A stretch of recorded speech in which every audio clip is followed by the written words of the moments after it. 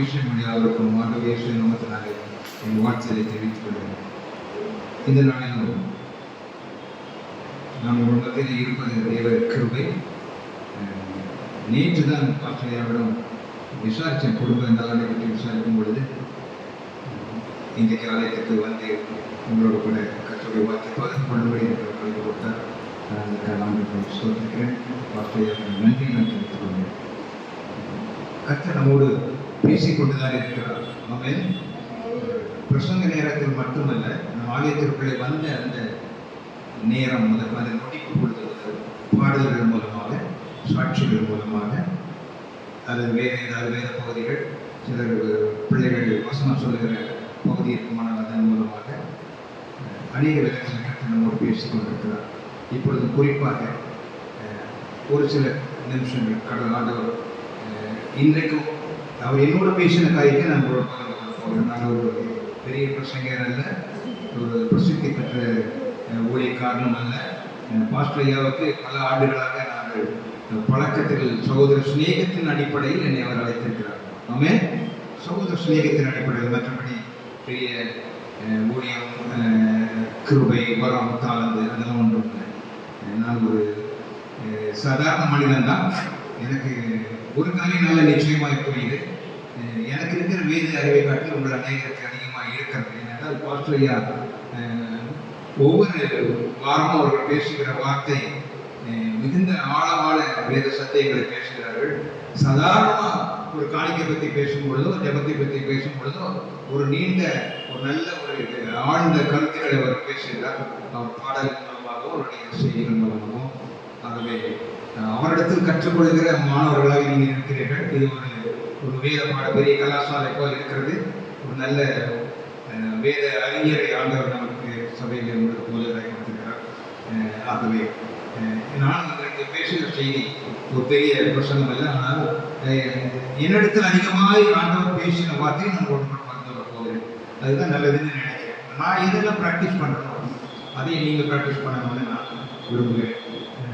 ஆண்டவர் இயேசு சிஷியர்கள் பேசிக் கொண்டிருக்கும் பொழுது மிகவும் சாதாரணமாக பேசினார். எளிய மக்களுக்கும் பாமர் மக்களுக்கும் அது பெரிய படித்த கல்விமான்களுக்கும் அவர் பேசினார். அவர் பேசினது பெரிய ஞானிகளுக்கு மட்டுமல்ல, ஏழை பாமர் மக்களுக்கும் எளிதாக விளங்கினது. அது எளித முறையில் அவர் பேசினார். அவர் ஆனால் ஆண்டவர் இயேசு உலகத்திலே தோன்றின எல்லா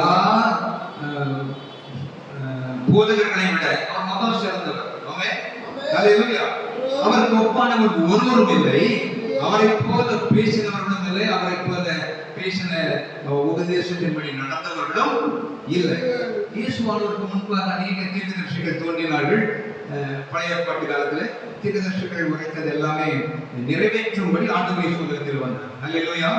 அவர்கள் நிழலை குறித்து பேசினார்கள். நிஜமாய் வந்தவர் ஆண்டவர் இயேசு.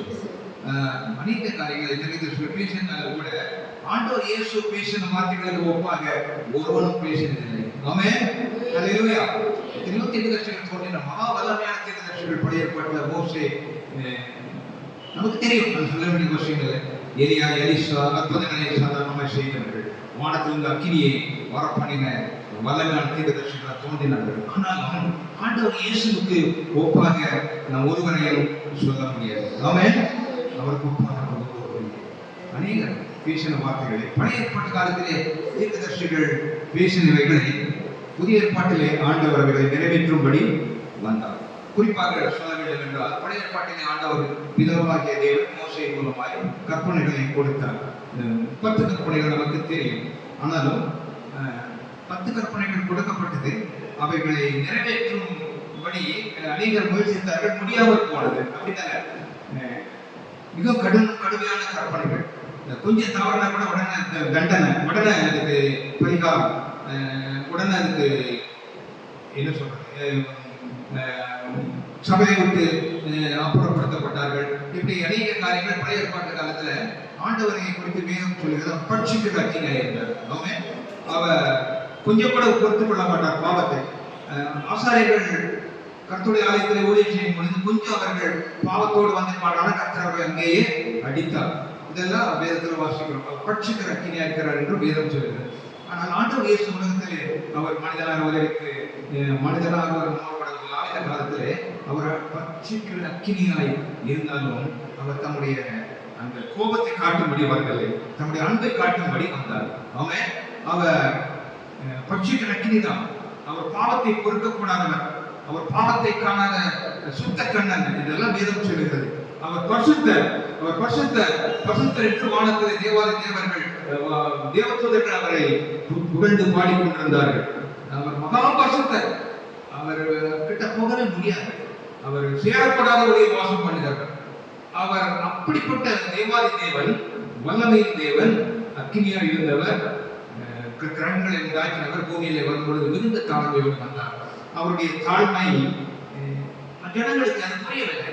இவர் சாதாரண மனிதனாக இருக்கிறார், இவர் ஒரு தச்சனுடைய குமாரன், இவருடைய சகோதரர்கள் நம்மிடத்தில் இருக்கிறார்கள், இவர் என்ன பேசிவிட போகிறார்கள் என்று அவரை சூழ்ந்த மக்கள் அநேகர் அவருடைய வல்லமையை குறித்து சந்தேகித்தார்கள். அவர் தம்முடைய வல்லமையை காண்பிக்க வரவில்லை. ஒரு சில நேரங்களிலே தம்முடைய வல்லமையை காண்பித்தார். செத்தவனை உயிரோடு எழுப்பினார், வியாதியை சுகமாக்கினார், குஷ்டரோகியை சுகமாக்கினார், குருடனுக்கு பார்வை அளித்தார். இதெல்லாம் நடந்தது. ஆனாலும் அவர் அதற்கு ஒன்று வரவில்லை.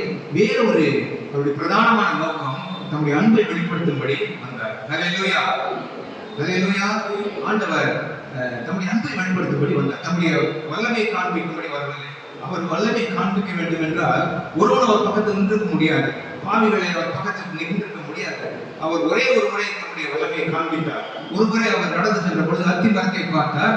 அது அத்தியிலே அந்த மரத்திலே கனி இல்லாமல் இருந்ததுனாலே இனி ஒருவன் உன்னிடத்திலே கனியை புசிப்பதில்லை என்று சொன்னார். அடுத்த நாள் பார்க்கும்போது அந்த அத்தி மரம் பட்டு போயிட்டு அவருடைய வார்த்தை எவ்வளவு வல்லமை இருந்தது. ஒரே ஒரு முறை தான் அவர் அத்தி மரத்தை சபித்தார். ஆனால் அநேக முறை அவர் அன்பை கொண்டு உபதேசித்தார், செத்தவனை உயிரோடு எழுப்பினார், பாவங்களை மன்னித்தார், மன்னிக்க கூடாத பாவத்தை மன்னித்தார். ஒருவரை கையங்களுமாய் பிடிக்கப்பட்ட ஒரு பெண்மணியை அவர்கள் கொண்டு வந்தார்கள். அப்பொழுது அவர்கள் சொன்னார்கள், ஆண்டவரே, நீ மகா பெரிய தீர்க்கதரிசி என்று காண்கிறோம், நீர் நல்ல உபதேசம் பண்ணுகிறீர். இப்பொழுது இந்த பெண்மணி ஒரு பாவத்திலே கையங்களுமாய் பிடிக்கப்பட்டால், இவர்கள் இப்படிப்பட்ட ஒரு பெண்மணிக்கு இன்ன விதமான தண்டனை கொடுக்க வேண்டும் என்று மோசே நமக்கு கட்டளையிட்டிருக்கிறார், நீ என்று சொல்கிறேன். அவரை பரிசோதனை செய்தார். அவருக்கு நன்றாக தெரியும் மோசே என்ன சொல்லியிருக்கிறார் என்பது தெரியும். ஆனாலும் அவர் உடனடியாக அதற்கு பதில் சொல்லாமல் அமைதியாக இருந்தார். அவர் அமைதியாக இருக்கிறதை பார்த்து சுற்றி இந்த ஜனங்கள் யோசிப்பார்கள், இவருக்கு மோசே நியாயப்பிரமாணம் என்ன வந்து தெரியாது போல தெரிகிறது என்று சொல்லி அவர் சொல்லியிருப்பார்கள். ஆண்டவனே, உமக்கு தெரியாதோ நாங்கள் சொல்கிறோம், இப்படிப்பட்ட பெண்மணியை நாம் கல்லெறிந்து கொள்ள வேண்டும் என்று சொன்னார்கள். ஆண்டவர் அமைதியாக இருந்தார், மறுபடியும் அமைதியாக இருந்தார். சரிதான், நீங்கள் சொல்வது சரிதான், கல்லெறிந்து கொள்ள வேண்டும். சரி, இப்பொழுது என்ன செய்யலாம்? நீ என்ன சொல்லுகிறேன்? எல்லாரும் கையில கல்லெடுத்து ரெடியாக இருக்கிறாங்க. ஆண்டவர் சொன்னார், அது 100% உண்மைதான், அதை மறுக்க முடியாது. மோசையின் மூலமாக நான் கொடுக்கப்பட்ட கற்பனை, இப்படிப்பட்ட பாவத்துக்கு இதுதான் தண்டனை. சரி, ஆண்டவர் அமைதியாக மறுபடியும் அவனுடைய சொல்லை தாங்க முடியவில்லை. சொல்லும், இவளை கொலை செய்ய வேண்டும். இப்பொழுதே துடிக்கிறார்கள் கையில கல் எடுத்து. ஆண்டவர் சொன்னார், அவருடைய வேகத்தை ஆண்டவர் புரிந்து கொண்டார். அமைதியாக சொன்னார், உங்களுக்கு பாவம் இல்லாதவன் முதலாவது கல்லை எறிய வேண்டும், உங்களுக்கு பாவம் இல்லாதவன் முதலாவது கல்லை சொல்லிவிட்டு அவர் அமைதியாக இருந்து விட்டார். அத்தனை பேருக்கும் திக்கு. இவர் கல்லை எறிந்து கொல்ல சொல்லி, ஏனென்றால் இவர் மோசே நியாயப்பிரமாணத்தில் அறிந்தவர், நான் வானத்திலிருந்து வந்தேன், தேவனுடைய குமாரன் என்று சொல்கிறார், வியாதியை சுகமாக்குகிறார், அற்புத அடையாளங்களை செய்கிறார்.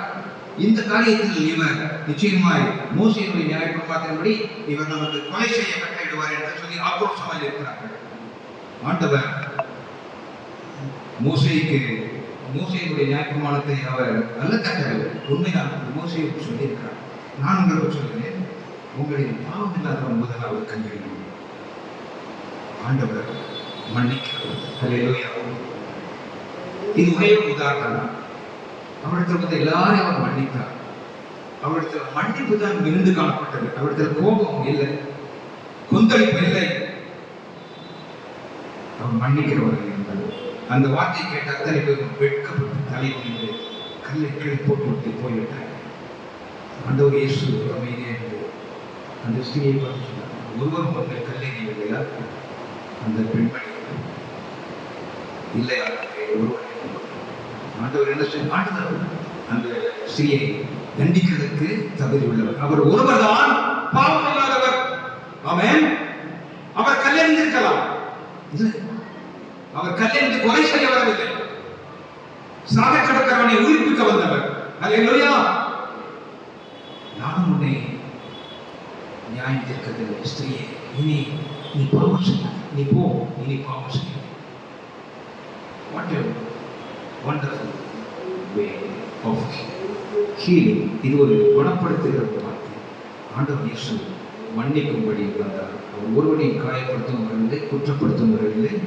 நியாயப்பிரமாணத்தின்படியும் கூட குற்றப்படுத்த அவர் தன்னை முன்னிறுத்தவில்லை. நான் எல்லாவற்றையும் அறிந்தவர் என்று சொல்லுவேன். அவர் உபதேசங்கள் இல்லைனா அன்பு மிகுந்து காணப்பட்டது. ஆமென். அல்லேலூயா. அவர் தம்முடைய சீஷர்களிடத்தில் அநேக காரியங்களை பேசிக் கொண்டிருந்தார். அவர் பேசின வார்த்தைகள் எல்லாமே அன்பு அடிப்படையாக இருந்தது, மன்னிப்பு இருந்தது, மனதுருக்கம் இருந்தது, விட்டு கொடுத்தல் இருந்தது. தம்முடைய சீஷர்களிடத்தில் பேசும் பொழுது அநேக காரியங்களை பேசினார். அதில் எனக்கு பிடித்த ஒரு வாக்கியம் நான் இன்றைக்கு உங்களோட பகிர்ந்து கொள்ள விரும்புகிறேன். அவர் தம்முடைய சிஷ்யர்களிடத்திலே அவர் யாரை நியாயம் தீர்க்காதீர்கள் என்று சொன்னார் இல்லையா? ஒருவனை நியாயம் தீர்க்க வேண்டாம், மன்னித்து விடுங்கள் என்று சொன்னார். மத்திய 5:7 ஆகிய அந்த அதிகாரத்தை நாம் வாசிக்கிறோம். அவர் மன்னிப்பை குறித்து நாம் பேசினார். மட்டுமல்ல, அவர் சொன்னதை செய்து காண்பிக்கிறவரை உலகத்திலே வந்தார். அவர் தம்முடைய சீஷத்தில் பேசின அநேக காரியங்களிலே சிறப்பான ஒன்று எனக்கு என்னுடைய அறிவு கேட்டு வரைக்கும் அவர் பேசின எல்லா உபதேசங்களிலும் அதன் ஆழத்தை தோண்டி பார்த்தால் அதிலே ஆழமாய் அன்புதான் இருந்தது. ஆகவே நான் வெளிப்படையாக ஒரு நாள் சீஷர்களிடத்தில் அவர் இப்படி பேசினார். நீங்கள் என்னுடைய சீஷர்களாக இருக்க வேண்டும் என்று நீங்கள் விரும்பினால் நீங்கள் ஒன்று செய்யுங்கள் என்று சொன்னார். யோவான் எழுதின சுவிசேஷம் 13ஆம் அதிகாரம் 35ஆம் வசனத்தில் நாம் அதை வாசிக்கிறோம். யோவான் 13ஆம் அதிகாரம் 35ஆம் வசனம். நீங்கள் என்னுடைய சீஷர்கள் என்று நான் எல்லாரும் அறிந்து கொள்ள வேண்டும் என்று நான் விரும்புகிறேன். நீங்கள் என்னுடைய சீஷர்கள். ஆண்டவர் இயேசு இப்பொழுது பார்த்து, நம்ம தனியா பார்த்து, என் மகனே நீ எனக்கு சீஷன் என்று சொன்ன எவ்வளவு சந்தோஷமா இருக்கு இல்லையா? இந்த உலகத்துல ஊர்ல ஒரு பெரிய பணக்காரன் காணுவேன், அல்லது ஒரு பெரிய நிறைய கல்விமான், ஒரு பெரிய சிறந்த அறிஞர், நல்ல வேதம் அல்லது நல்ல ஒரு கல்விமான், ஒரு அவர் நம்மை பார்த்து என்னுடைய ஃப்ரெண்டு 4 பேர் மத்தியில் சொல்லுறது நமக்கு ரொம்ப சந்தோஷமா இருந்தாங்க. நம்ம படிப்புக்காக சாதாரண ஆளா இருக்கலாம். ஆனால் ஒரு பெரிய பதவியில் இருக்கிற ஒரு கலெக்டர் வைங்களேன், அவர் நம்ம பார்த்து நம்ம அந்த ரோட்ல நடந்து போகும்பொழுது இந்த கலெக்டர் அந்த பக்கமா கார்ல வர முடியுங்க. என்ன உதாரணம் சொல்றேன், நம்ம பார்த்துட்டு கலெக்டர் கார்ல இருந்து இறங்கி வந்து நம்ம தோட்டத்தை கை போட்டு, ஏய் எப்படி இருக்க நீ அப்படின்னா அந்த ஊர் மக்கள்லாம் பார்ப்பாங்க. இவரு கலெக்டர் கார் ஓட்டி இறங்கி இந்த ஊர்ல சாதாரண ஒரு அடுப்புல தூண்டி தோல்ல போட்டுட்டு போறான், இவன் தோட்டத்தை கை போட்டு பேசுறாருன்னு யோசிப்பாங்கல்ல. அதுக்கு என்ன காரணம்? அவன் கலெக்டரா இருக்கிற அந்த பெரிய பதவியை கூட மறந்துட்டு என்னுடைய சிநேகிதன், நம்ம 2 பேரும் ஒன்னா படிச்சோம், அவனோட சிநேகிதன் மாத்திட்டான். ஐயா நீங்க கலெக்டர் என்ன வேணும், நான் என்ன செய்யணும்னு கேட்டிருப்பான். நீ எனக்கு ஒன்றும் செய்ய மாட்டான், நீ என்னை மறந்துருக்கலாம், நான் உன்னை மறக்கல. நம்ம 2 பேரும் இந்த ஸ்கூல்ல படிச்சோமே. ஆமா ஐயா நான் அந்த ஸ்கூல்ல படித்தேன், நான் அந்த ஸ்கூல்ல ஃபெயில் ஆயிட்டேன். அப்புறம் நீங்க ஆமா நான் அதுக்கு மேலே படித்தேன், எனக்கு கலெக்டர் வேலை கிடைச்சிருக்கு. ஆனால் அந்த மனுஷன் நான் கலெக்டராக இருக்கட்டும், நீ எப்படி இருக்க அப்படின்னு கேட்டா அத்தனை பேரும் சொல்லி பார்ப்பாங்கல்ல, என்ன இவ்வளவு பெரிய பதவியில் இருக்கிற மனுஷன் அது எங்கேயோ பெரிய அரசியல் கூட்டத்துக்கு எங்கேயோ போயிட்டு இருந்துட்டாங்க. இறங்கி நின்று ஒரு சாதாரண ஒரு தொழிலாளி கிட்ட நின்று பேசுறாரு. அந்த தொழிலாளிக்கு எப்படி இருக்கும், இந்த ஊர் கலெக்டர் எனக்கு பேசுறேன், வா நம்ம 2 பேரும் ஒரு நாள் ஆச்சு பேசி என்று சொல்லி நம்மள வா 2 டீ குடிக்க போறோம் அப்படின்னு கொடுக்கும். அந்த டீ கடைக்காரங்க அடிச்சுட்டு போறோம். இவருங்க கார்ல போறாரு, இறங்கி வந்து இந்த வேலைக்காரன் கூலிக்காரன் தோட்டத்தை கை போட்டு வந்து டீ குடிக்கிறாரு. யாருக்கு பெருமை? அந்த கலெக்டருக்கு. காரணம் என்ன? அன்பு. இவனுடைய சிநேகிதன் என்று சந்தோஷம் இருக்கு. இந்த இன மனுஷனுக்கு கைகால் முடியாது. ஒரு கலெக்டர் என் கூட வந்து டீ குடிச்சுட்டு போனார், போடலாம் சொல்லுவாங்க. அது செய்திகள் உடனே பேப்பர்ல போட்டுருவாங்க, உடனே வீடியோ எடுப்பாங்க, மீடியாவில் போய் எல்லாம் வரும். இந்த ஊர் கலெக்டர் போனாரு, இறங்கி அவர் வேலையை கூட மறந்துட்டு இறங்கி என் கூட படிச்ச பையன் சொல்லி தோல்ல கை போட்டு டீ குடிச்சுட்டு இருக்காரு. காரணம் அவருடைய அன்பு, சிநேகிதன். ஆண்டவர் இயேசு மகா பெரியவர். ஹல்லேலூயா. கலெக்டர் சும்மா சின்ன உதாரணம் சொன்னேன். உலகங்களை உண்டாக்கினவர். ஹல்லேலூயா. வானாதி வானங்களில் இருக்கிறவர், தேவாதி தேவன், கர்த்தாதி கர்த்தர், சர்வ வல்லமை உள்ளவர். அவர் இந்த பூமிக்கு வந்து நம்மோடு கூட வாசம் பண்ணும்படி வந்தார். சாதாரண ஒரு கலெக்டராக இருக்கிறவனுக்கு இவ்வளவு பெரிய பதவியில் இவ்வளவு அது அந்த ஏழை மனுஷனுக்கு அந்த பெரிய சந்தோஷம் இருக்கும் பொழுது அவருடைய அன்பை உணர்ந்திருப்போமானால் நம்மை போல பெரிய வாக்கியசாலிகளாக இருக்க மாட்டாங்க. ஆமென். ஹல்லேலூயா. ஆண்டவர் நம்மை பார்த்து சொல்கிறார், நீங்கள் என்னுடைய சீஷர்கள். ஆண்டவர் நம்மை பார்த்து நம்ம அதுக்கு தகுதியா இருக்கிறோமான்னு அவர் கேட்டாரா? அதுக்கு ஏதாவது குவாலிஃபிகேஷன் வேணுமா? நீங்கள் என்னுடைய சீஷர்களா இருக்கிறதுக்கு நீங்க நல்லா படிச்சிருக்கணுமா, பட்டம் பதவி வாங்கியிருக்கணுமா, ஒரு பெரிய உத்தியோகத்தில் இருக்கணுமா, அல்லது காசு பணம் செல்வம் இருக்கணுமா? உங்களுக்கு என்ன குவாலிஃபிகேஷன் வேணும்? நீங்கள் ஒருவரின் ஒருவர் அன்புள்ளவர்களாக இருந்தால் அதை நான் என்னுடைய சீஷர்கள். வேற எந்த குவாலிஃபிகேஷனும் வேணும். நீங்க அன்பா இருந்தா போதும், நீங்க என்னுடைய சீஷர்கள். ஹல்லேலூயா. ஹல்லேலூயா. ஆண்டவர் அவரும் அன்பா இருந்தால் அன்பா இருக்கிறவரை தேடி ஹல்லேலூயா. அவர் நாம் அவரை நேசிக்க முன்பதாக அவர் நம்மை நேசித்தார் இல்லையா? அவர் நம்மிடத்தில் முந்தி அன்பு கூர்ந்தபடியினால் அன்பு என்னதென்று விளக்கப்படுகிறார். அவர் நம்மிடத்தில் முன்பு நாம் பாவிகளாக இருக்கும் பொழுதே அவர் நம்மை நேசித்தபடியினாலே அன்பு என்னதென்று விளங்கப்படுகிறார் என்று வேதம் சொல்கிறது. நீங்கள் அன்பா இருந்தால் மட்டும்தான் என்னுடைய சீஷர்கள். நமக்கு ஒரு ஐடி கார்டு கொடுத்துருக்கிறார் ஆண்டவர். இன்னைக்கு ஐடி கார்டு ரொம்ப சாதாரண. ஸ்கூலுக்கு போகிற பிள்ளைங்களுக்கு அடுத்தது ஒரு ஐடி கார்டு போட்டுருக்காங்க. கம்பெனியில் வேலைக்கு போகிறோம்னா ஐடி கார்டு போட்டுருக்காங்க. எந்த வேலைக்கு போனால் எந்த தொழில் இருந்தாலும் ஒரு கார்பரேட் கம்பெனி கம்பெனி அப்புறம் ஸ்கூல் பிள்ளைங்க, காலேஜ் ஸ்டூடெண்ட்ஸு யாராக இருந்தாலும் ஐடி கார்டு. அந்த ஐடி கார்டு நான் இந்த கம்பெனியில் வேலை செய்கிறேன், இந்த என்னுடைய வேலையை காட்டுறதுக்காக ஆண்டவர் நமக்கு ஒரு ஐடி கொடுத்துருக்காரு. அந்த ஐடிக்கு பேர் தான் அன்பு. அது இல்லையா? அன்பு எனும் ஐடி. அது வந்து இன்விசிபிள், வெளியே தெரியாது, ஆனால் நமக்குள்ளே இருக்கிறது. அது இல்லையா? நீங்கள் அன்பாக இருந்தால் என்னுடைய சீஷர்கள். மற்ற எந்த விதத்தில் நீங்கள் சீஷர்கள் இல்லை. இன்னைக்கு நிறைய நான் கிறிஸ்தவர்கள் என்பது வெளியே காண்பிக்கிறதுக்கு அநேக வெளித்தோற்றத்தின்படி அநேக காரியங்கள் இருக்குது. கிறிஸ்தவர்கள் சொல்றது நிறைய அடையாளங்கள். நம்ம ஓட்டுகிற வண்டி, கார்ல, பைக்ல எல்லாத்தையும் வசனம் எழுதி ஓட்டிருக்கிறோம், ஸ்டிக்கர் இருக்கு. என் சமூகம் உனக்கு முன்பாக சொல்லுவோம். அதுதான் 199 வண்டியில இந்த வசனம் இருக்கு. நான் பார்த்துருக்கேன் அநேக வேத வசனங்களை கார்ல, பைக்ல எல்லாம் எழுதி வச்சுருக்காங்க. அந்த பைக்கை பார்த்தா அதில் சிலுவை அடையாளம் வேற இருக்கும். அந்த பைக்கில் முகத்தில் கண்ணாடி, அந்த லைட் இருக்கு. ஸோ இது கிறிஸ்தவங்க அப்படின்னு ஒரு அடையாளம். நல்ல அடையாளம் தான், தப்பு இல்லை இல்லையா? இன்னும் அநேக அடையாளங்கள். நம்ம ஞாயிற்றுக்கிழமை ஆலயத்துக்கு வரும்பொழுது அப்படி கையில வேத புத்தகத்தை எடுத்துட்டு வரோம் இல்லையா? அந்த தெருவில் நடந்து வரும்பொழுது யார் இவங்க கையில ஒரு பைபிள் இந்த சர்ச்சுக்கு போறாங்க, இந்த பக்கம் இந்த ரோட்ல இந்த கடைசி ஒரு சர்ச் இருக்கு இல்லை, இவங்க அங்கே போறாங்க. இவங்க எங்க போறாங்க? நிறைய கூட்டமா வித்தியாசமா தெரிந்தவங்களை பார்த்தா குடும்பமாவே போறாங்க. தாய் பிள்ளை எல்லாரும் கையில பைபிள் வச்சு தெரியல, அவங்க அந்த பைபிள் வச்சிருக்காங்க பாருங்க, அந்த கோயிலுக்கு போறாங்க. இது நல்ல அடையாளம். நம்ம என்ன அடையாளம்? நம்ம இயேசுவின் சீஷர்கள் என்பதற்கு அடையாளம். கழுத்துல ஒரு செயின், அதுல ஒரு டாலர். அது என்ன டாலர்? சிலுவை. அந்த பிள்ளை, அந்த பாப்பா சிலுவை போட்டு கிறிஸ்தவங்களா? யாராவது ஒரு வீட்டு அடையாளம் தேடினாங்க. அந்த பேர் உள்ளவர் தெருவில் இருக்காங்க. அவர் பேர் என்ன சொன்னீங்க? ஓ ஞானப்பிரகாசமா? அவங்க கிறிஸ்தவங்க தானே அப்படின்னு கத்துன்னு கேட்பாங்க. ஆமா, அது எப்படி தெரியும்? அவங்க வீட்டு மாஸ்டர் ஒரு சிலுவை அடையாளம் இருக்கு. நல்ல அடையாளம் தான். இதெல்லாம் நம்ம அவருடைய சீஷர்கள் என்பதற்கு அடையாளம், நல்ல அடையாளம் தான். அந்த ஆண்டவர் கொடுக்கிற அடையாளம் நீங்கள் அன்பா இருந்தால் வேற எந்த அடையாளமும் ஆண்டவர் கொடுக்கல. நீங்கள் அன்பா இருந்தால் ஒரு வைக்கிற அதுதான். If you love each other you are my disciples. If you love me, நீங்கள் அன்பா இருந்தால் மட்டும்தான் என்னுடைய சீஷர்கள். அப்படிதான் அர்த்தம். வேற அர்த்தமே எனக்கு சொல்ல தெரியல. நீங்கள் அன்பா இருந்தால் என்னுடைய சீஷர்கள். வேற எந்த விதத்திலும் சீஷர்கள் சொல்லவே இல்லை. வேற அடையாளம் ஆண்டவர் எதுவும் கொடுக்கல. விசிபிள் எந்த அடையாளம் தான், எல்லாம் இன்விசிபிள். நீங்க சீஷர்னா ஒருவர் நேசிக்க. அவர் வெறுமனே உபதேசம் பண்ணவில்லை, அவர் செய்து காட்டுகிறார். யோவான் 15ஆம் அதிகாரம் 12ஆம் வசனத்துல ஆண்டவர் இன்னும் ஒருபடி மேல போய் சொல்றார் பாருங்க. யோவான் 15:12.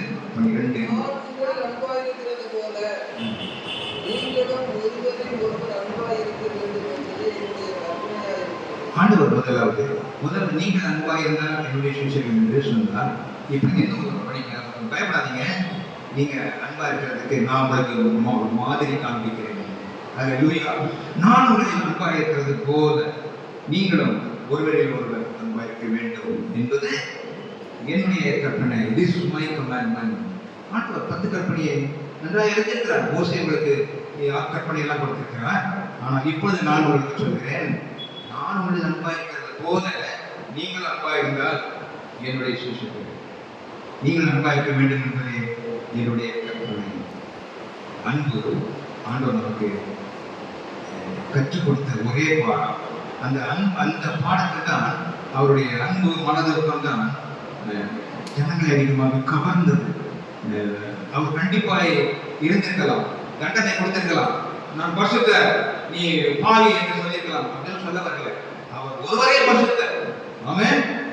அவர் ஒப்பானவர் ஒருவனும் இல்லை. அவருடைய தீர்க்கதரிசிகளிலும் பழைய பாட்டிலும் இல்லை, புதிய பாட்டிலும் அதற்கு பின்பு அவருக்கு ஒப்பானவர் ஒருவரும் இல்லை. ஆனாலும் அவர் தன்னை ஒப்பன் என்று காண்பித்துக் கொள்ளும்படி வரவில்லை. தன்னுடைய அன்பினாலே அநேகரை வசீகரித்தார். அல்லேலூயா. அவருடைய அன்பு புதிய பாட்டில் அநேகம் உண்டு. குறிப்பாக ஒரு வசனத்தை நான் இந்த ஆலயத்துக்கு நுழையும் பொழுது நான் இங்கே பார்த்தேன். ஆவியின் கனியோ அன்பு. முதலாவது அன்பு.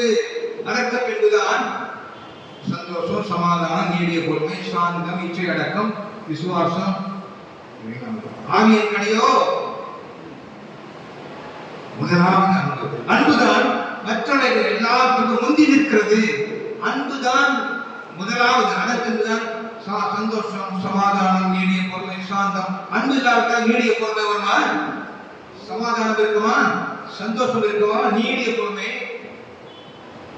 நீடிய பொறுமை என்றால் எவ்வளவு தூரம் பொறுமை? எவ்வளவு தூரம்?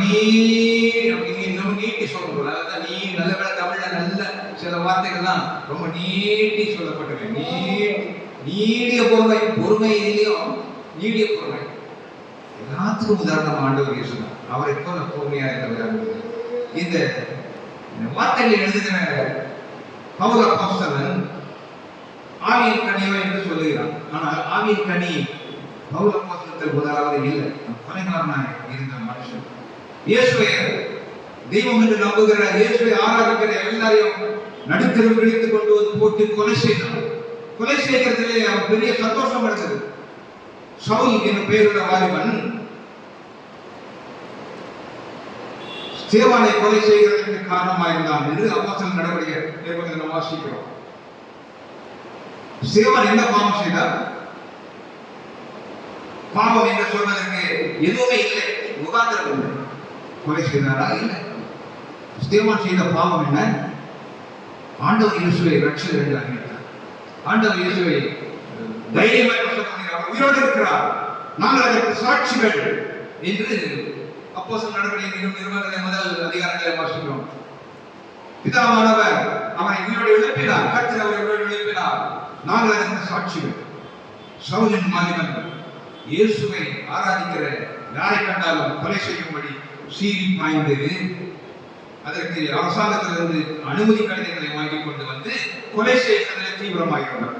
அப்படிப்பட்ட நேரத்தில் தான் ஸ்தேவானை கொலை செய்யும்படி அரசாங்கத்திலிருந்து கைகால் அனுமதி கடிதம் வந்திருக்கிறது.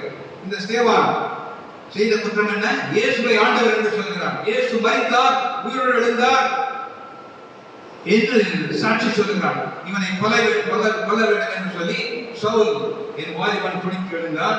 அவனை கொலை செய்யும்படி கற்கள் எடுத்துக் கொண்டார்கள். அங்கே முதலாவது நாள் சொன்னது ஒரு ஸ்திரீயை கொல்லும்படி கல்லுகளை எடுத்துக்கொண்டு ரெடி அடிக்கிறாங்க. இவளை கொலை செய்ய வேண்டும், கல்லை எடுத்து கொலை செய்ய வேண்டும். மோசே அப்படி அதிகாரப்படுத்தினார், கற்பனையை சொல்லி இருக்கிறார்.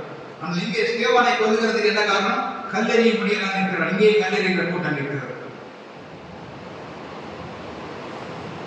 அப்பொழுது சவுல் என்னும் வாலிபன் அதற்கு உறுதுணையாக இருந்தது என்று நாம் வாசிக்கிறோம். அப்போஸ்தலர் நடவடிக்கைகளின் புஸ்தகத்திலே நாம் அதை வாசிக்கிறோம். ஆனால் சவுல் அந்த கொலை செய்வதற்கு சம்மதித்திருந்தான். அப்போஸ்தலர் 8ஆம் அதிகாரம் 1ஆம் வசனம். அவனை கொலை செய்வதற்கு சவுலும் சம்மதித்திருந்தான். ஸ்தேவானை அதுக்கு முந்தின அதிகாரம் அப்போஸ்தலர் 7ஆம் அதிகாரத்தில் ஸ்தேவானுடைய சம்பவம் சொல்லப்பட்டிருக்கிறது. ஸ்தேவான் கல்லிருந்து கொல்லப்படும் பொழுது ஸ்தேவான் ஒரு ஜெபம் செய்கிறார். ஒரே ஒரு சின்ன ஒரு ஜெபம். 56வது வசனத்திலே அவர் கொலை செய்யப்படும் பொழுது வானங்கள் திறந்திருக்கிறதையும் மனுஷகுமாரன் தேவனுடைய வலது வாசத்தில் நிற்கிறதையும் காண்கிறேன் என்றார். அவ்வளவுதான். யார் இந்த ஸ்தேவான்? வானங்கள் திறந்திருக்கிறதையும் மனுஷகுமாரன் தேவனுடைய வலது வாசத்தில் நிற்கிறதையும் காண்கிறேன். ஸ்தேவானுடைய கண்களுக்கு தெரிந்த அந்த காட்சி சவுலுடைய கண்களுக்கு தெரியவில்லை. அந்த சுற்றி கல்லேறி மணி இருந்த ஒருவனுக்கு தெரியவில்லை. ஸ்தேவான் பரிசுத்தவான் கொலை செய்யப்படும் பொழுது வானத்தை பார்க்கிறான். கல்லேறிகளை பார்த்து சபித்தானா? நான் என்ன குற்றம் செய்தேன், எதற்காக என்னை கொலை செய்கிறேன் கேட்டானா? அல்லது சவுலை பார்த்து, சவுலே ஏன் என்னை கொலை செய்ய நீ ஆட்களை கொண்டு வந்திருக்கிறாய், நான் என்ன பாவம் செய்தேன் என்று கேட்டானா? இல்லை, வானங்கள் திறந்திருக்கிறதையும் தேவனுடைய வலது பக்கத்திலே மனுஷகுமாரன் நிற்கிறதையும் காண்கிறேன் என்றான். அவ்வளவுதான். இவன் யார் வானத்தை பார்க்கறதுக்கு? இயேசுவானவர் நிற்கிறவன். இவனுக்கு இயேசுவானும் மரியாதை கொடுக்கிறார். பரிசுத்தர் அவர் நிற்கிறதையும் காண்கிறேன் என்றார். அப்பொழுது அவர்கள் உரத்த சத்தமாய் கூக்குரலிட்டு தங்கள் காதுகள் அடைத்துக் கொண்டு ஒருமனப்பட்ட வண்ணல் பாய்ந்து கல்லெறிந்தார்கள். கல்லெறிந்து கொண்டார்கள். அப்பொழுது அந்த ஸ்தேவானுடைய ஜெபம் அந்த அதிகாரத்தில் கடைசி வசனத்தில் 60வது வசனத்துல அவனோ முழங்காலோடிட்டு, ஆண்டவரே இவர்கள் மேல் இந்த பாவத்தை சுமத்தாதீர்கள் என்று மிகுந்த சத்தம் விட்டு சொன்னான். இப்படி சொல்லி நித்திரடைந்தார். ஸ்தேவான் ஒரு ஜெபம் செய்கிறார். கல்லெறிந்து கொல்லும் பொழுது ஜெபம் யாருக்காது வருமா? கொலை செய்யப்படும் பொழுது ஜெபம் வருமா? அந்த ஸ்திரீ கொலை செய்யப்படாமல் தப்பிக்கொண்டாள். ஆண்டவர் அவனை விடுவித்தார், மன்னித்தார். இந்த நேரத்தில் ஆண்டவர் ஸ்தேவானுக்கு பரலோகத்தை தந்தார். அல்லேலூயா. ஸ்தேவானுடைய ஊழியக்காலம் முடிந்தது. தேவாதி தேவன் ரட்சகராய் உலகத்தில் வந்தவர், மகாபசுத்தர். அவர் எழுதி நின்று வரவேற்கிறார்.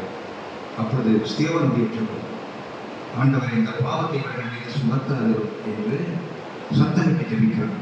இதை சவுல் கேட்டுக் கொண்டிருந்தார். அடுத்த அதிகாரம் முதல் வசனத்தை பார்க்கணும். சவுலுக்கு சம்மதிக்கும். சவுலுடைய இருதயம் நடுங்குச்சு. கல்லெறிந்து கொள்ளுகிறோம். இந்த மனுஷன் என்ன சொல்றான்? இந்த பாவத்தை இவர்கள் மீது சுமத்தாதீர்கள் என்று சொல்கிறானே. இந்த இப்படி ஒரு மனப்பான்மை, இந்த அன்பு இவர்களை எப்படி வரும்? கொலை செய்கிறவனை பார்த்து மன்னிக்கிறது மட்டுமல்ல, ஆண்டவரே இந்த பாவத்தை இவர்கள் மீது சுமத்தாதீர்கள் என்று சொல்கிறானே. இந்த ஜெபத்தை இவன் எங்கு கற்றுக்கொண்டான்? யார் இப்படிப்பட்ட ஜெபம் சொல்லிக் கொடுப்பாங்க இந்த காலத்துல? ஸ்தேவானுக்கு இந்த ஜெபத்தை சொல்லிக் கொடுத்தது யார்? ஆண்டவர் இயேசு. ஆண்டவர் இயேசு தான் அந்த ஜெபத்தை சொல்லிக் கொடுத்தார். சிலுவையில் தொங்கும் பொழுது தம்முடைய பிதாவை நோக்கி வேண்டிக் கொண்டார். தம்முடைய வாய் திறந்து பேசினார். முதலாவது உதிர்த்த வார்த்தை மன்னிப்பு. பிதாவே இவர்களுக்கு மன்னி, தாங்கள் செய்கிறது என்னதென்று அறியாதிருக்கிறார். ஸ்தேவான் அந்த ஜெபத்தை நன்றாய் அறிந்திருக்கிறார். அது ஏற்கனவே ஸ்தேவான் சவுலுக்கு நடுக்கம் பிடித்தது.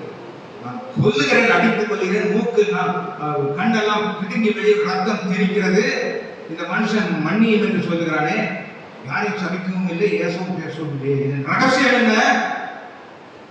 மறுபடியும் ஓடுகிறான். அடுத்த அதிகாரங்களை வாசிக்கிறோம். தமஸ்குக்கு செல்லும்படி மறுபடியும் கொலை செய்ய போகிறான். ஆண்டவர் அவனை சொன்னார், சவுலே சவுலே, நீ என்னை ஏன் துன்பப்படுத்த? ஆண்டவர் அந்த சத்தம் மட்டும் கேட்குது. ஆண்டவரே நீரியா, நீ துன்பப்படுத்துகிற இயேசு நானே என்று அடுத்த அதிகாரத்தில் வாசிக்கிறார். நான் உண்மை எப்பொழுது துன்பப்படுத்துகிறேன்? நீ யார்? நான் உண்மை கண்டதில்லை. இல்லை, நான் தான் இயேசு. நீ என்னை துன்பப்படுத்துகிறாய். சவுலுக்கு நடுக்கம். உடனே நினைக்கிறோம், நம்ம இப்பதானே நேற்று தானே ஒருவனை கல்லெறிந்து கொண்டு கொலை செய்தோம். ஆண்டவரே நான் உண்மை அறிய, நீ யாருக்கு? நான் கொலை செய்தது உண்மை இல்லை. நான் இவனை பசுத்தமான்களை நான் கொலை செய்தேன். நீ இல்லை, நீ எனக்கு தான் துன்பப்படுத்தின. நான் என்ன செய்ய வேண்டும்? ஆண்டவரே நான் என்ன செய்ய சித்தனாக? அன்று முதல் சவுல் என்ற அந்த வாலிபன் பவுலாய் மாறினான். ஆண்டவருக்கு அன்பின் சீசனாய் மாறினான். அந்த அப்படிப்பட்ட கொலைகாரனாக இருந்த அந்த சோதரை ஆண்டவர் அன்பின் சீஷனாய் அன்பை குறித்து போதிக்கிற உபதேசிக்கிற ஒரு மனுஷனாய் மாற்றினார். அந்த தேவனுடைய மனுஷன் தான் கண்கள் திறக்கப்பட்ட பின்பு இந்த வசனத்தை எழுதுகிறார். ஆவியின் கனியோ, ஆவியின் கனியோ அன்பு.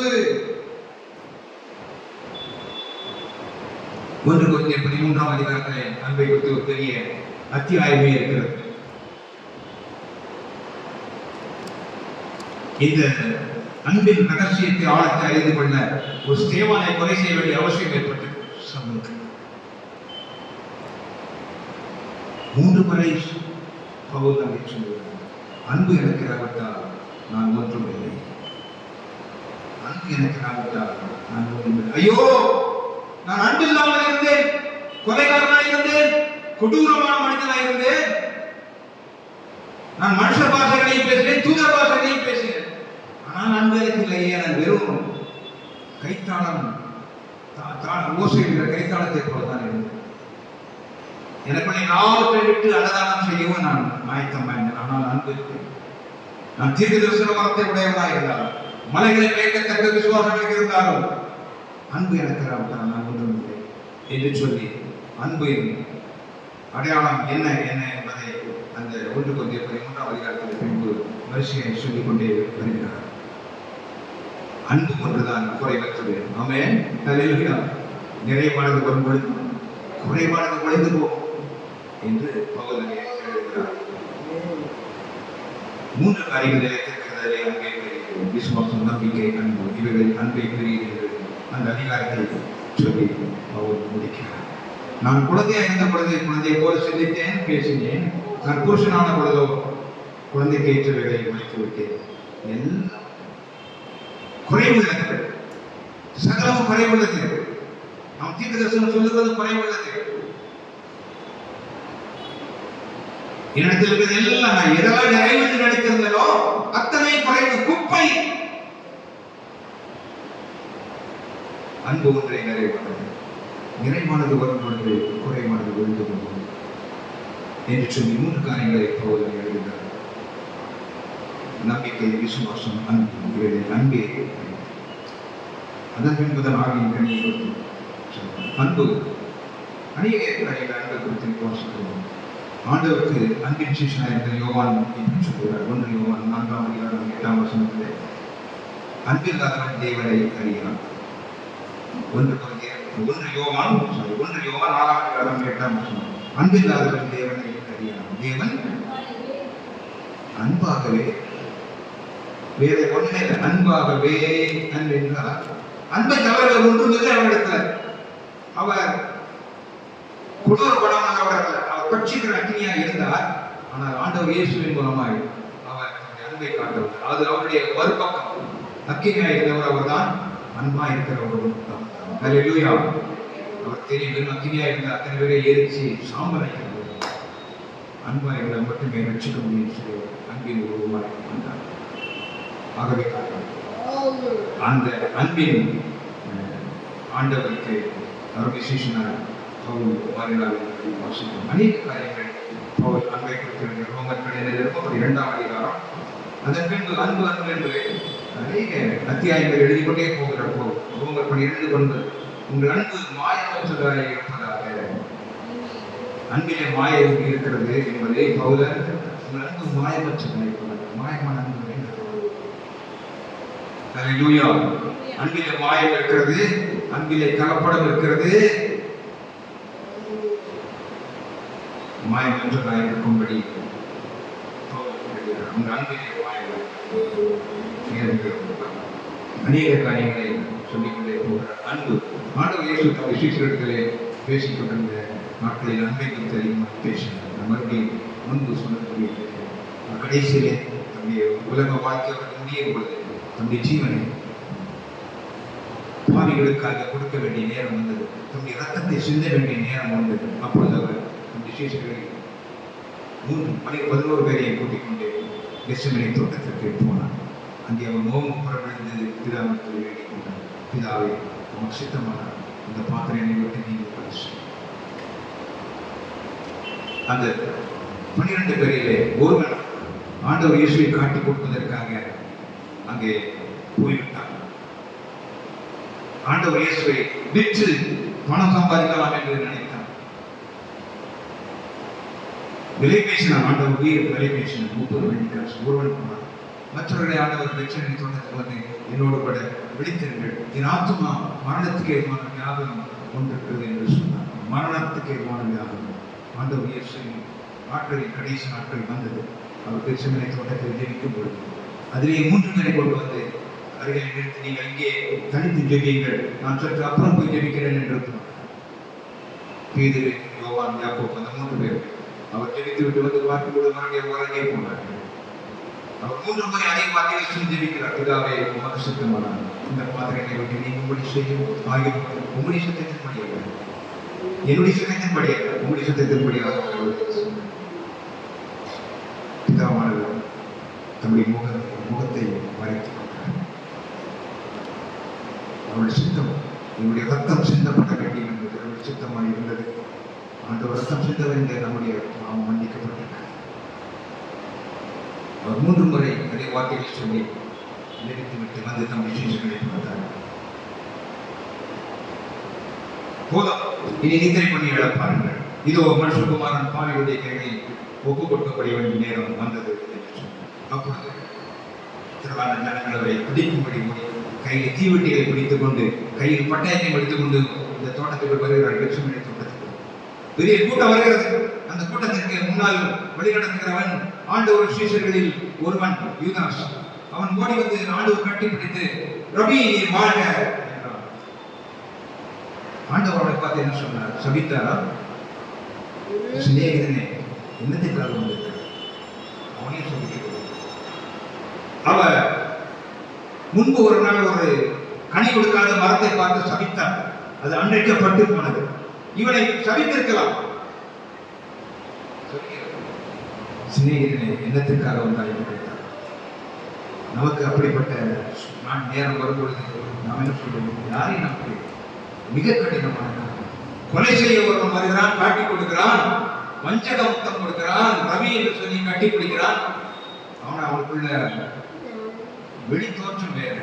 இயேசு சீஷர்களில் ஒருவன் ஆண்டவர் சொன்னார். அவர்தான் முதலே உதவி சொன்னார், நீங்கள் அன்பா இருந்தால் என்னுடைய சீஷர்கள். In no other way you are my disciples. In no other way, not at all. If you don't love each other, if you don't love one another, you are not at all my disciples. If you love each other, you are my disciples. யூதாஸ்கரியை ஆண்டவரை சிநேகித்தானா? இல்லை. என்பது போல நடித்தான். வேலை வரும்பொழுது தன் எஜமானியை காட்டி கொடுத்தான். ஆண்டவரை பார்த்து சிநேகிக்கிறேன் என்று சொன்னார். பேதுரு உடனே தன் பட்டயத்தை எடுத்து வேலைக்காரனுடைய காலை வெட்டினார். ஆண்டவர் சொன்னார், பட்டயத்தை அந்த கடைசி நேரத்தில் கூட தன்னுடைய மரண நேரம் வரும்பொழுது கூட அவர் அந்த ரத்தத்தை செய்கிறார். காது வெட்டப்பட்ட காது எடுத்து அவனுடைய உற்சேகனுடைய காதில் வைத்து குணமாக்கினார். அங்கு ஒரு பெரிய அற்புதம் நடந்தது. மரண வேலை வந்த நேரத்திலும் அவர் அற்புதங்களை செய்தார். கடைசி மணியின் துளி கொலை செய்யப்படும் போது கூட அவர் அந்த வாய்ப்பை பயன்படுத்திக் கொண்டார். அங்கே தம்முடைய அன்பை காண்பித்தார். அந்த சிநேகிதனே என்று அழைக்கப்பட்ட அந்த மனுஷன் மனம் நொறுங்கி, ஐயோ நான் அவரை காட்டி கொடுத்தேன், அவருடைய சிநேகிதனே என்று சொன்னார். அற்ப காசுக்காக ஐயோ நான் என்ன செய்வேன்? என் அன்பு அவர் எஜமான், அவருக்கு நான் ஊழியக்காரனாக இருந்தேன். அத்தனையும் வேஸ்ட், அத்தனையும் வீண், மாய்மாலமான அன்பு. உங்கள் அன்பு மாயமற்றதாக இருப்பதாக அவருடைய சீஷர்களில் அநேகருடைய அன்பு மாயமாய் தான் இருந்தது. பேதுரு அப்படித்தான். ஆண்டவரை நான் உங்களை மறுதளிக்க மாட்டேன், அவனை மறுதளிக்க மாட்டேன். இல்லை, ஆண்டவர் சொன்னீங்க சேவை 2 முறை கூறுவதற்கு 3 தடவை மறுதளிக்க மாட்டேன். இல்லை, it's going to happen in a short period. Tonight it is going to happen. Tonight, இன்று இரவு நடக்க போகிறது. அற்பமான பெண்களுக்கு பயன்படுத்தி இல்லை, நான் அவர் அறிய சொன்னான். அவருக்கு தெரியவே சத்தியம் இயேசுவை தேடிக்கொண்டார். அப்படி செய்வது கோவிச்சு அவருடைய ஆண்டவரை நான் மனம் கசந்து அழுதான். ஐயோ, இன்று நான் எப்படி ஒரு முகத்தை பார்ப்பேன்? அவரை கொலை செய்ய போகிறார்கள். அவருக்கு நேரம் முடிந்தது. தப்பு கூட அவர் சொன்னார், நான் மறுத்தாலும் திரும்ப வைப்பேன் என்று சொன்னார். அவர் சொன்னார், இந்த ஆயத்தை எழுதி போடுங்கள், இதை 3 நாளைக்கு திரும்ப எடுப்பேன் என்று சொன்னார். அதை தேவதூஷணமாயும் ஜனங்கள் எடுத்துக்கொண்டார்கள். இந்த ஆயத்தை, இந்த மகாபெரிய ஆலயம் சாலமோன் கட்டின தேவாலயம் இடித்து போட்டால் 3 நாளைக்குள்ள எப்படி எடுப்பான்? அவர் தன்னுடைய சரீரமாகிய ஆலயத்தை பற்றி சொன்னார். அதை அவர்கள் பிரிந்து தெரிந்து கொண்டார்கள். அவருடைய சீசர்கள் கூட அதை புரிந்து கொள்ளவில்லை. இனி அவ்வளவுதான், நம் ஆண்டவர் இயேசுவின் காலம் முடிந்தது. எஜமானை கொலை செய்தார்கள். இனி நாம் நம்முடைய பிழைப்பை பார்க்க போலாம், மீன் பிடிக்க போவோம் என்று ஆண்டவர் அவர்கள் சொல்லிவிட்டார். அவர் உயிர்த்தெழுந்தார் என்ற செய்தியை கேட்டபோதும் கூட நம்ப முடியவில்லை. ஒரு சீசன் மிகவும் பிடிவாதமாக, இல்லை நான் அவரை நேரில் சந்தித்தால் தான் அவருடைய கைகளிலே விழாவிலே கையிலே போட்டுப்பார், அவருடைய கைகளையும் கால்களையும் நான் பார்த்தால் நம்புவேன் என்று தோமா சொன்னார். மற்றவர் எல்லாத்தையும் கேட்டுக்கொண்டிருந்தார். அவர் உயிர்த்தெழுந்து வந்த பின்பு அறையிலே அவர்கள் ஒழித்துக் கொண்டிருந்தார்கள். அப்பொழுது அவர்கள் நடுவே வந்தவர்களுக்கு சமாதானம் என்று சொன்னார். அதிர்ந்து போனார்கள். எல்லாரும் கருவடைக்கப்பட்டிருக்கிறது. எந்த நேரத்திலும் இயேசுவை கொலை செய்த அந்த போற்றவர்கள் வந்து நம்மை கொண்டு போவார்கள். நாம் அடுத்தபடியா நமக்கு தான் சிலுவை, அடுத்த 11 சிலுவை தயார். 11 பேருக்கு சிலுவை தண்டனை தான், சிலுவை மரணம். ஒருவன் செத்து போனான். இந்த 11 பேரும் அடுத்தது மரணத்தை எதிர்பார்த்துட்டு இருக்காங்க. அங்க மரணம் அல்ல, ஜீவன் உள்ளே பிரவேசித்தது. அல்லேலூயா! ஆண்டவர் இயேசு உள்ளே பிரவேசித்தார். உங்களுக்கு சமாதானம் என்று சொன்னார். அதிர்ந்து போனார்கள். எல்லாரையும் பார்க்க அத்தனை பேருக்கு முகம் ஒரு மாதிரி நம்ம விட்டு ஓடி போனவே, மறுதளித்தோமே, சந்தேகப்பட்டோமே என்று சொல்லி துக்கமா இருந்தார்கள். ஆண்டவர் தோமாவை சொன்னார், தோமாவே, நான் அவரை நேருக்கு நேர் தரிசிக்கப்பட்டார், நான் அவரை தொட்டு பார்த்தால் நம்புவேன் என்று சொன்னேன். ஏதோ என் கைகளை என் கால்களையும் என் பிலாவை பார். தோமாவுக்கு அவன் கையை தொட்டு பார்க்க தைரியம் வருது, அவர் பிலாவை எட்டி பார்க்கவும் தைரியம் வருது. ஐயோ, என் ஆண்டவரே, என் ஆண்டவரே, என் தேவனே, விழுந்து ஐயோ, நான் உங்களை சந்தேகப்பட்டேன். என் ஆண்டவரே, என் தேவனே, அவ்வளவுதான். அதுக்கு வேற ஒன்றும் சொல்ல முடியாது. துக்கம். என் ஆண்டவரே, நான் இவ்வளவு மோசமா இருந்துச்சு. அவருடைய வார்த்தையை நான் நம்பவில்லை. நான் உயிர்த்தெழுவேன் என்று சொன்னார். நான் நம்பலையே. உயிர்த்தெழுந்து வந்த காலம் நம்பலையே. அதன் பின்பு அவர் பேதுருவை பார்த்து, பேதுரு தலையை குடித்துக் கொண்டிருக்கிறது. இவர் எப்படி முகத்தை பார்க்க முடியும்? நமக்குள்ளேயே ஒருத்தர் துரோகம் பண்ணிட்டாங்க. உன் முகத்தை எப்படி முடிப்பேன், உன் முகத்தை எப்படி முடிப்பேன், அப்படியே கூட சிலர் சொல்லியிருப்பாங்க. எந்த முகத்தை வச்சு நீ நான் பார்க்க வந்தேன்? எனக்கு கொஞ்சம் நெஞ்சமா துரோகம் பண்ணேன், என் சொத்தெல்லாம் நான் அபகரிச்சே, எனக்கு இவ்வளவு கேடு பண்ணிய, எந்த முகத்தை வச்சு நீ பார்க்க வந்தேன்னு ஒருவர் கூட சொல்வதும் பார்க்க தைரியம் வராது. பேதுரு கூட அப்படித்தான் இருந்திருக்காங்க. தலை குனிந்து கொண்டிருக்க பேதுருவை பார்த்து ஆண்டவர் சொன்னார், பேதுருவே, நீ நேசிக்கிறாயா? யோவான் கடைசி 3 வசனங்களை நாங்கள் வாசிக்கிறோம். யோவான் எழுதின சுவிசேஷம் கடைசி 4 வசனங்களிலே சீமோன் குமாரனாகிய யோனாவின் குமாரனாகிய சீமோனே, பேதுருவே, நீ நேசிக்கிறாய். ஆண்டவர் அவனை சொல்லிட்டார், என்னை நீ மறுதளித்தாயே என்று பதில் எல்லாரும் பேசினாய். இல்லை, அங்கே வந்து ஆண்டவர் சொன்னாங்க, நேசிக்கிறாய். ஆண்டவரை நான் நேசிக்கிறேன். நீ என்னை அறிந்திருக்கிறேன். முகத்தை பார்த்து சொல்லியிருக்க மாட்டாங்க. ஆமாண்டவரை நான் நேசிக்கிறேன். என் ஆட்டுக்குட்டிகளை வைப்பாயா? ஆண்டவர் அவர் எஜமான், இவன் வேலைக்காரன். பேர் மறுதளித்த மனுஷன். அவர்கிட்ட வந்து மிகவும் கெஞ்சி கேட்கிறேன், என் ஆட்டுக்குட்டிகளை வைப்பாயா? எனக்கு ஊழியம் செய்கின்ற அதிகாரமா சொல்லவில்லை, நீ அந்த நாட்டுக்கு போ, இந்த நாட்டுக்கு போ. என்ன பார்த்துட்டீங்கல்ல, உயிர்த்தெழுந்தேன்னு போய் சுகரெல்லாம் உலகமெல்லாம் சொல்லுங்க, தேசத்துக்கு தோறும் போங்க, பட்டணம் தோறும் போங்க, ஊழியம் செய். நீ அப்போஸ்தலனாயிரு, நீ தீர்க்கதரிசி ஊழியம் செய், நீ சுவிசேஷகனாயிரு, சொன்னாரா? ஊழியம் செய்யும்படி கட்டளை கொடுத்தாரா? ஆண்டவர் ஒருவனையும் ஊழியம் செய்ய சொல்லவே இல்லை. தோமாவுக்கும் கூட சொல்லவில்லை, தோமாவே என் கைகளை என் கால்களை. தோமா நீ இந்தியாவுக்கு போ, அப்போஸ்தலனாய் போ என்று சொன்னாரா? நம்முடைய நாட்டுக்கு வந்து அப்போஸ்தலனாய் இருந்து மரித்த அந்த தேவனுடைய மனுஷன் என்னை நேசிக்கிறாய் என்று பேதுருவை கேட்டபோது அந்த 11 பேருக்கு அந்த கேள்வி, பேதுருவை நேசிக்கிறாய்? ஆமாண்டவரே நான் நேசிக்கிறேன், என்னை அறிந்திருக்கிறேன். 2வது முறை கேட்டார், என் ஆடுகளை மேய்ப்பாயா? 3வது முறை பேதுருவே நீ என்னை நேசிக்கிறாயா? ஆமாண்டவரே நான் நேசிக்கிறேன்.